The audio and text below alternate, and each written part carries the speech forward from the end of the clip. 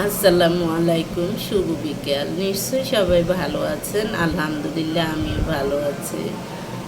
আজকে আমি আপনাদের সাথে শেয়ার করব সন্তানদের মোবাইল আসক্তিটা কিভাবে কমানো যায়।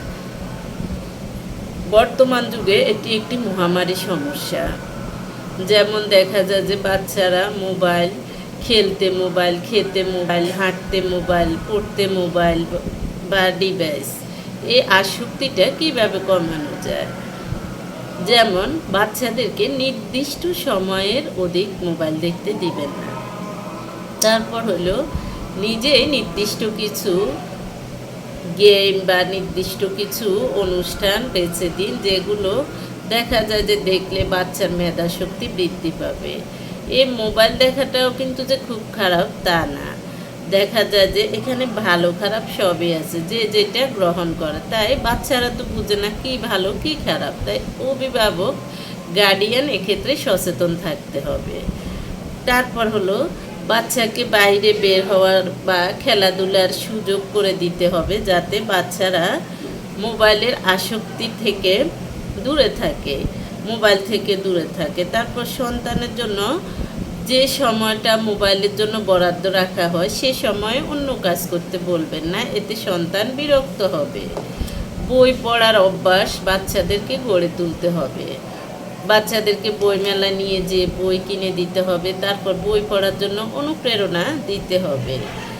বাচ্চাদের এইসব হলো, তারা তো বাচ্চা, তারা এইসব বুঝবে না, এইসব হলো অভিভাবক শিখাতে হবে। তারপর হলো ইসলামিক বিভিন্ন গল্প, ইসলামিক বিভিন্ন কথা শোনাতে হবে। তারপর হলো নিজ নিজ ধর্ম অনুসারে সন্তানকে ধর্মীয় শিক্ষা এবং নৈতিক শিক্ষা অবশ্যই মা বাবা হিসেবে, অভিভাবক হিসেবে আপনার কর্তব্য দেয়া। সন্তানকে যে কোনো সৃজনশীল কাজে ও সেবামূলক কাজে উৎসাহিত করবেন।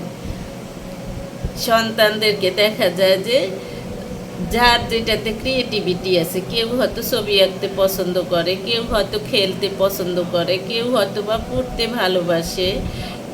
যে যেটা করতে ভালোবাসে তাকে সেখানে অনুপ্রেরণা দিবেন, কারণ এই অনুপ্রেরণার অভাবে অনেক প্রতিভা নষ্ট হয়ে যায়। সবাই অনুপ্রেরণা দিতে জানে না।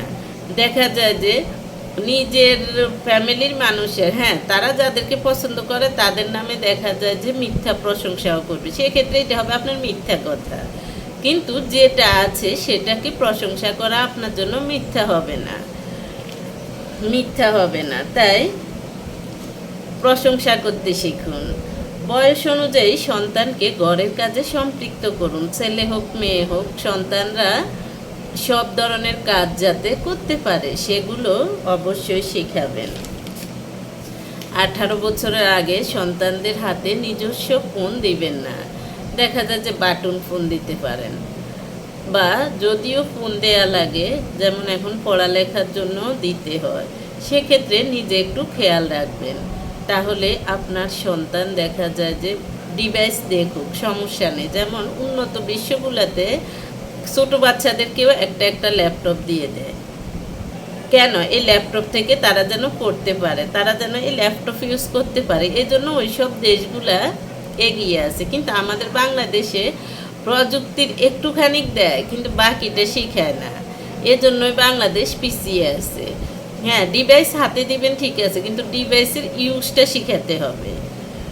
না হয়তো দেখা যায় যে একটা করতে যেয়ে তারা আরেকটা দেখে ফেলবে, বা ডিভাইসটা কীভাবে কাজে লাগাবে সেটা শিখাতে হবে। এখন টিচার না শেখাক, অভিভাবক অবশ্যই শিখাবেন। আল্লাহ হাফেজ।